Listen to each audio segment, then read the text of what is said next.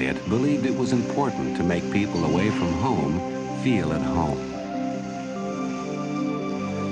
He would spend his lifetime building his business on that simple idea. It was May 20th, 1927, when Bill Marriott opened his first restaurant, a 9-stool counter where you could buy a 5-cent ice-cold root beer.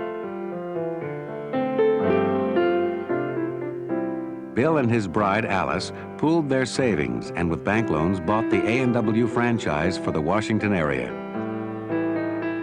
I saw Washington and saw how hot it was, and I knew that ice-cold root beer would be great in Washington. The young couple would spend long hours learning the business. We could sell root beer in the summer, we couldn't in the winter. So we decided to put hot food in.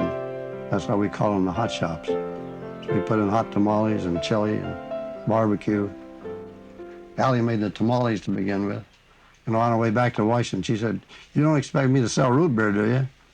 And I said, "Of course not, I wouldn't think of it." But she never did sell root beer, but she helped make it. She helped make the tamales. We made Mexican tamales, and first we made California tamales. They were great big round tamales. And corn a lot shucks. of cornmeal and corn shucks. The hot shop survived that first winter, and Bill started to expand the business.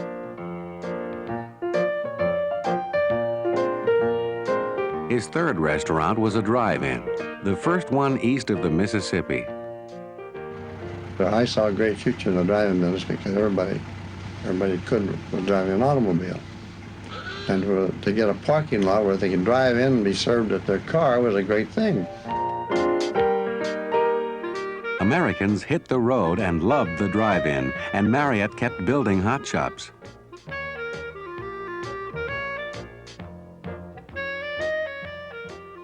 And every time I would bring in a new location, my lawyer, we said, "Well, you got to get out of this restaurant business, you'll go broke." We'd stay out until about 2 o'clock in the morning to check up on everything.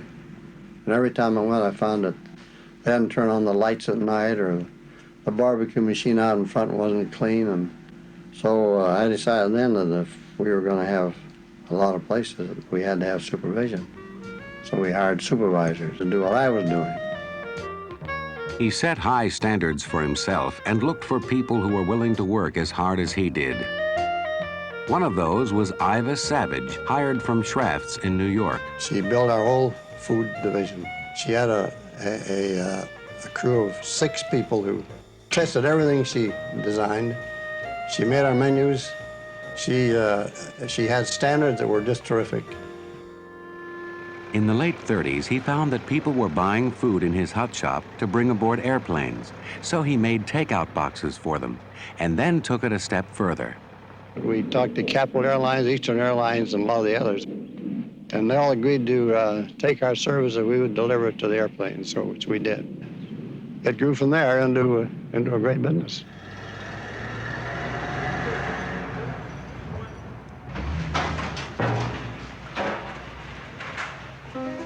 The 1940s saw the nation gearing up for World War II, and hot shops began feeding thousands in the defense and auto industries. And after 25 years, hot shops were more popular than ever. The company, some ways, grew largely because Washington grew.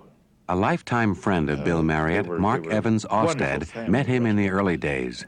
I don't think there's an old-time Washington family that doesn't remember. The big deal was to take the family out to the hot shops.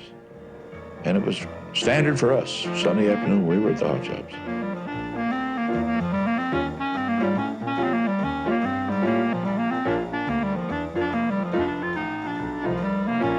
Dad was a firm believer in that employees and management should participate in the profitability and the profits and the earnings of the company.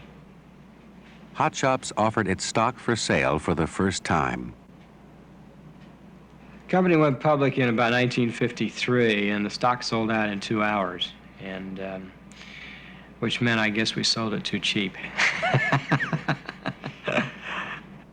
At about the same time, we started our profit-sharing plan.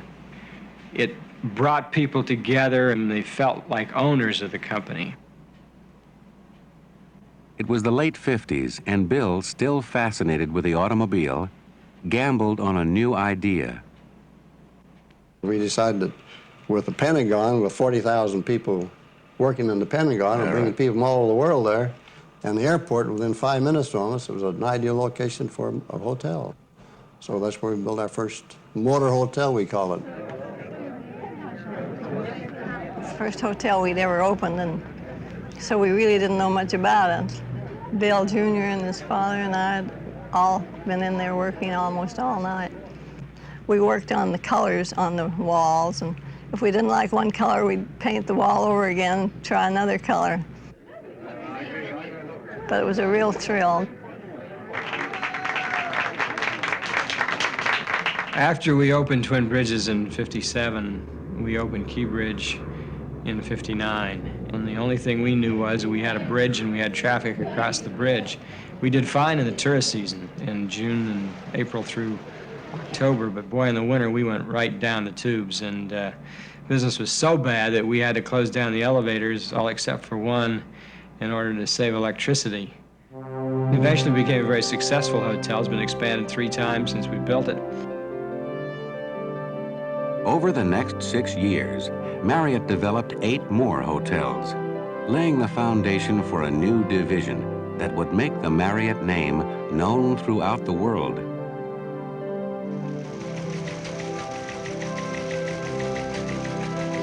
The company was growing rapidly in new directions.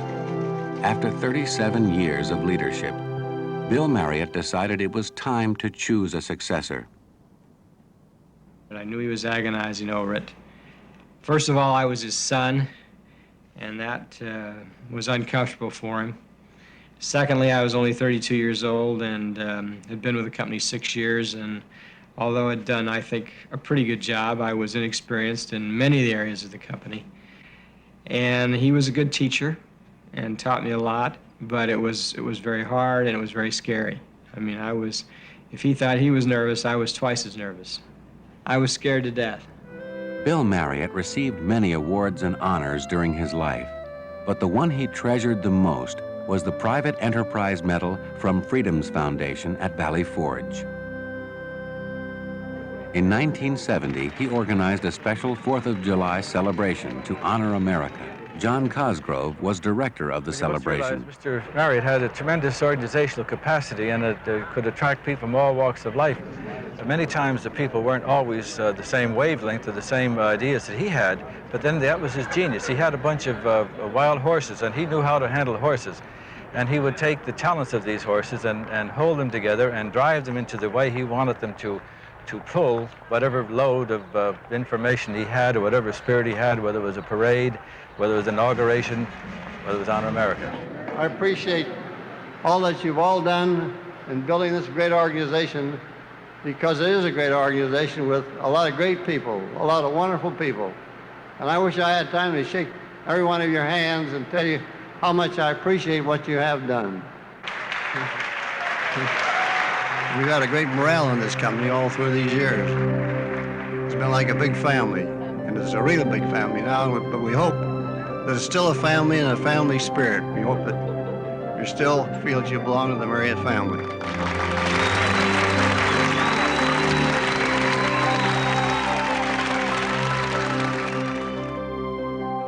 There's no thrill greater than to see a bellboy out in front of a hotel 1 year and come back 3 years later and find him a manager. I tell our people all the time that success is never final, and it isn't.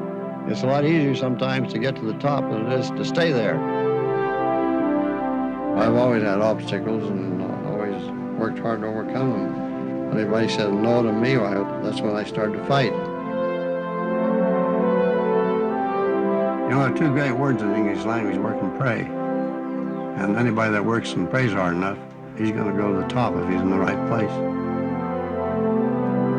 I always worry about today.